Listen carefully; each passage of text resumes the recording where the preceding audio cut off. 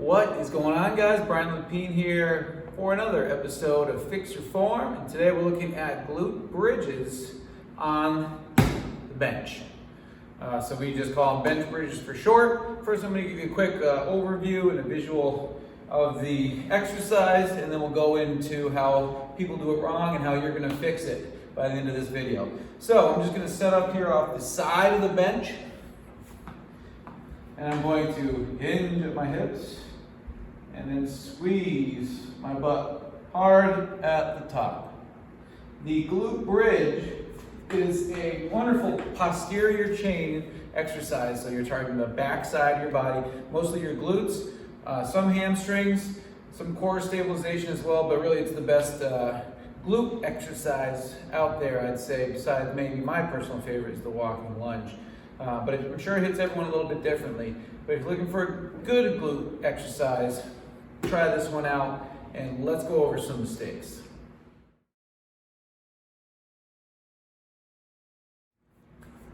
First mistake you're going to see is during the initial setup of the exercise. So when I'm getting down onto this bench, I'm trying to get my upper back right across the shoulder blades to be right on the edge. I don't want it up at my neck, and I don't want the edge of the bench down at my mid or low back. So what you should feel, once you get into that right spot, and you might have to do a couple practice repetitions, is you should be able to easily pivot from this position without the back sliding down or back. So once you have that right spot, try to remember where it is. For me, it's right about my mid rhomboids, my mid shoulder blade. And then play around with a couple reps and see if you need to slide down a little bit more or if you need to slide up a little bit more. One thing you don't want to have happen is if you're too far up on the bench like this, there's no longer any weight on my legs. So it takes away the effectiveness of the exercise. There's too much weight on the bench, not enough on the legs. So the opposite thing is when you're too far down and it's up here on your neck, it just makes for a really uncomfortable position. You don't want to be messing around with it from that position. So make sure that you get the middle of your scaps right across and figure out what works best for you.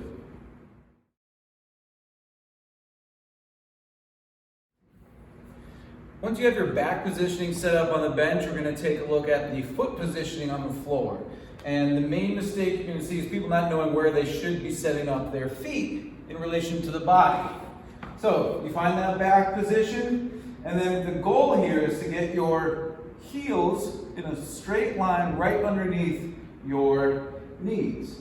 All right, and from this, you should usually have a nice range of motion all the way hips to floor, butt to floor, and then back up to squeeze the glutes at the top. You don't want to have your feet in too close to you because I have lost my range of motion. I can't get quite as far. And when I drive up, you'll notice my heels are now lifted off the floor. So that means we have to move the feet back out further so you can maintain contact with your heels on the floor, drive through the whole foot. Focus on a lot of that pressure though and that weight through your heel the whole way up. You also don't want to set up too far out because then that's going to be more of a hamstring focus anytime your heels are further out. So right underneath the knee with the heel is the perfect spot. Focus on driving through the whole foot. Make sure that your toes are not the only thing pressing through the floor. This one's a little tricky because people sometimes don't realize that they're doing it. It happens, but you can't feel it. So I always call people out and they're like, oh, I had no idea. So it's a conscious thing. You have to focus on it. Drive through the whole foot. Make sure the heel stays in contact with the floor. Most of the weight is going to be back to that heel driving up to really squeeze the glutes at the top.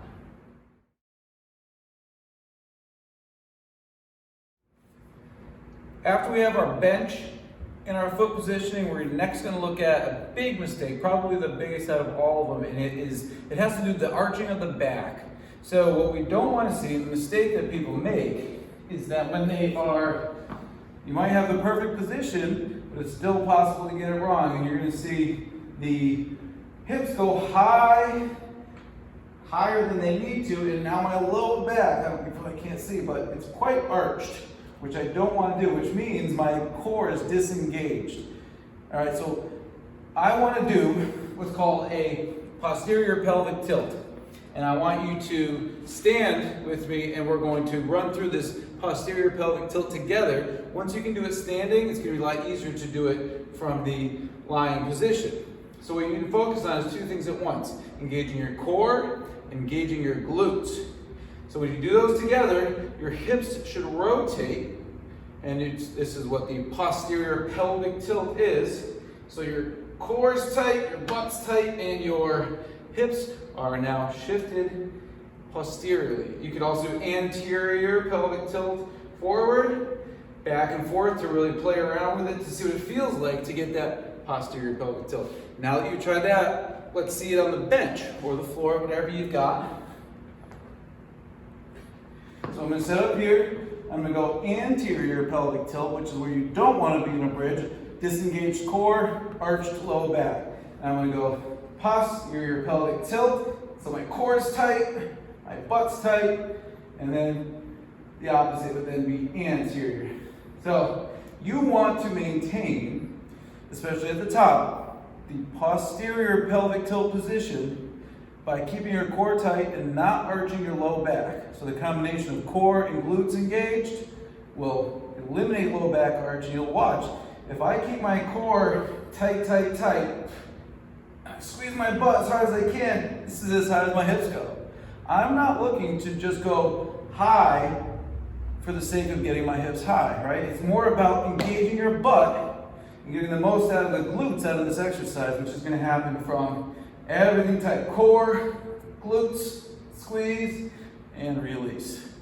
Doesn't have to be arched back and high hips. All right, keep that in mind. Work on that posterior pelvic tilt. Work on that glute squeeze. If you can't feel your glutes, that's the first step. All right, you've got to learn how to just squeeze your butt first. And thrust forward is the easiest example you can give. Once you get that down, once you get the posterior pelvic tilt down, you're going to really feel the difference on your bridges.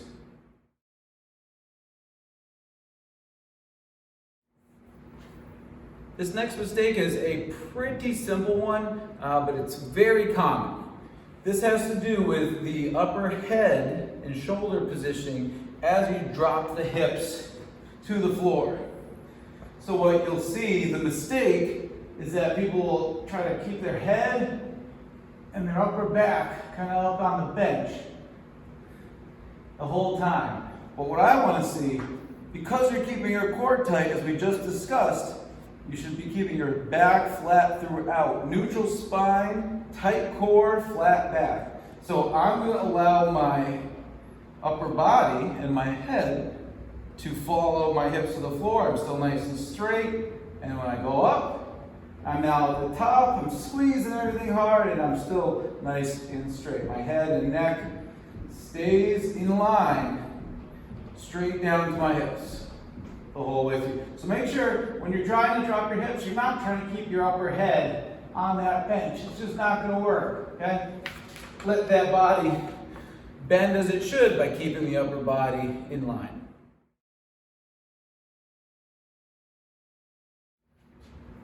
Next, we're going to take a look at a quick modification of the bench bridge.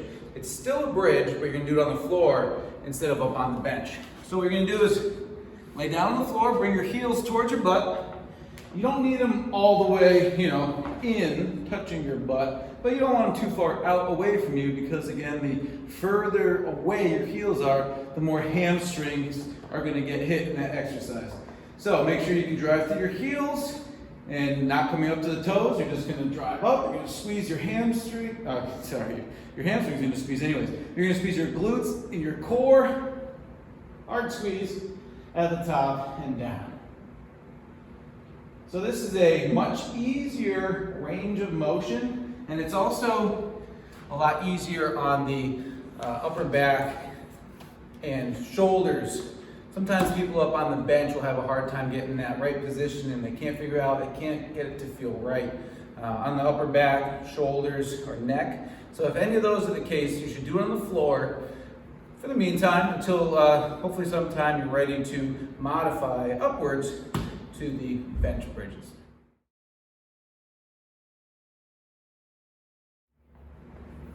Last but not least, we're going to look at some progressions of the exercise. So progressions are the harder modifications, and regressions are the easier modifications. The first thing you would do is grab a weight. I have a sandbell here.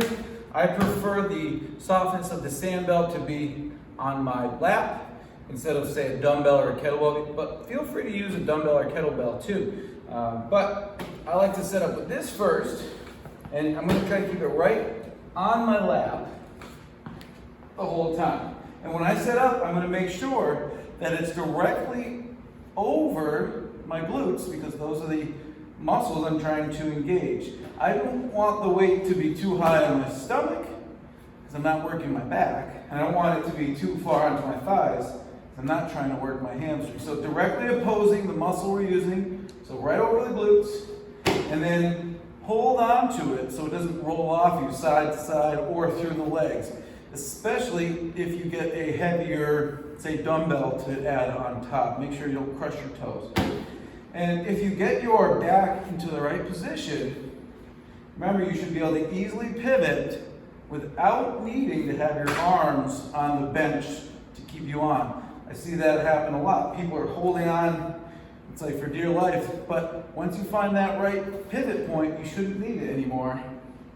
And you can then go with weight. You could also use a barbell to make it harder. You'd have to sit on the floor, roll the barbell over you. Ideally, you'd have one of those thicker pads on the bar, or you could fold up a yoga mat and put it right in your lap. But you bring the bar over you, bend those knees, and then everything else is the same, but you can hold a lot more weight in a barbell than you can with a sandbell, for example. You can get a 45-pound bar, 45-pound plate on each side, you already got 135 pounds. And the glutes are capable of more than you think, so give that a shot. You might be able to do it and you wouldn't even know. Last thing to do as a progression is a single leg bridge, because it's harder than two, right? So you would take one leg, straight up, drop the hips to the floor, and squeeze the butt hard at the top. So try that one first without weight. If it's not hard enough, then try a single leg with weight. Again, that's another progression from there. So that just about does it on the bench bridges. If you guys have any questions, let me know in the comments below. If you want to see specific exercises on Fix Your Form, let me know in the comments below. I hope you found this helpful. If you did, make sure you toss that video a thumbs up, hit that like button, and subscribe if you want to see more Fix Your Form tutorials. I will catch you guys next time on Fix Your Form.